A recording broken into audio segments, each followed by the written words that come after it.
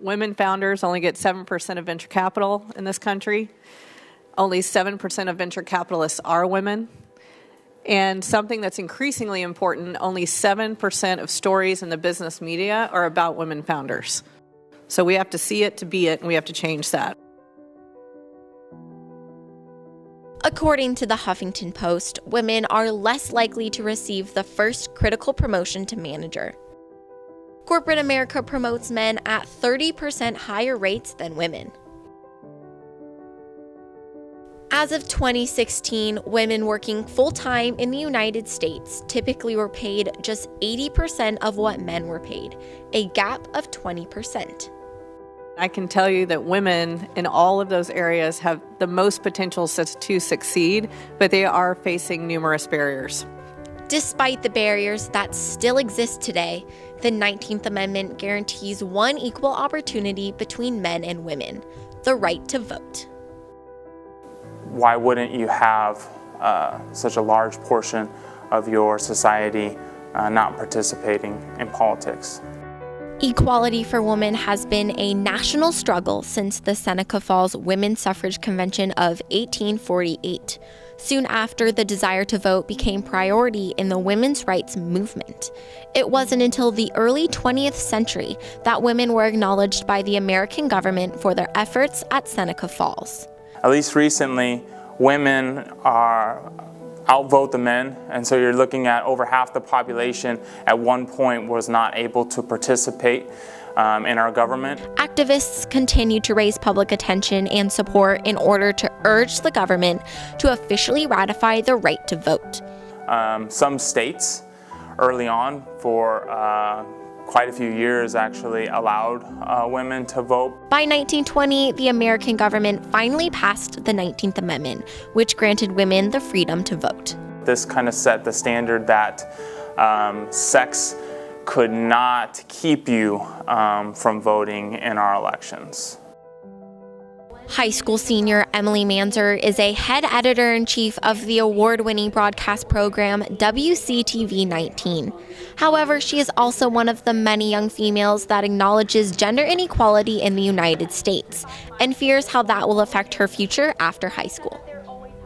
Touring the colleges that have film programs, I've definitely noticed the majority of them are boys, and it's been kind of interesting to go to colleges and to tour their programs and to see that I would kind of be one of a kind.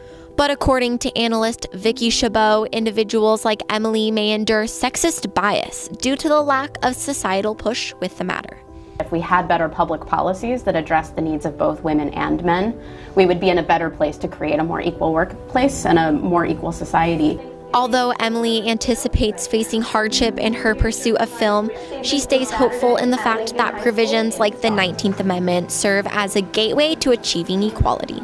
There's a lot of different groups that are realizing that their goals for their group is within reach, and so I think that amendment has made a really huge impact on the modern society because women are starting to realize, hey, we're in a society where it's definitely male-dominated. We need to step up. We need to come together. Emily believes that women today need to use their right to vote to establish a voice for themselves in society. I think on the other hand, those who don't have a biased viewpoint, like the women, I think become more riled up and more empowered to get their own rights and to fight for what they know that they can have and they know that they should have. Rockland Chamber of Commerce Vice President Tiffany Nielsen believes that today's society continues to show bias towards men, despite having equally qualified women in the workforce. You know, it should be something that everyone has a fair chance at.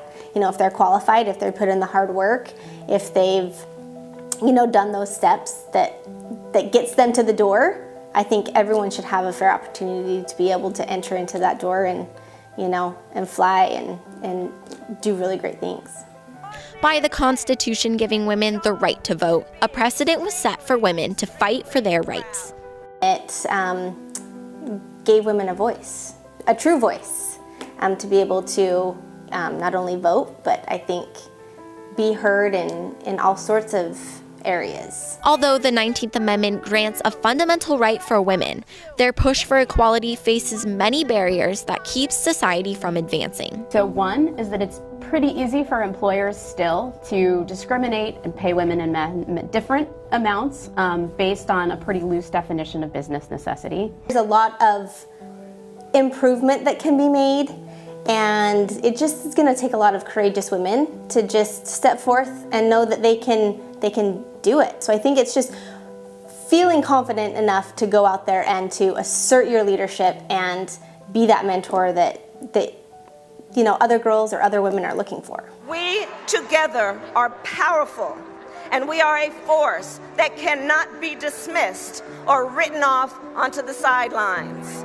However, according to Tiffany, there is only one way that women can overcome the obstacles they face. Take away the fear. You have to do it. You have to jump in. You have to play.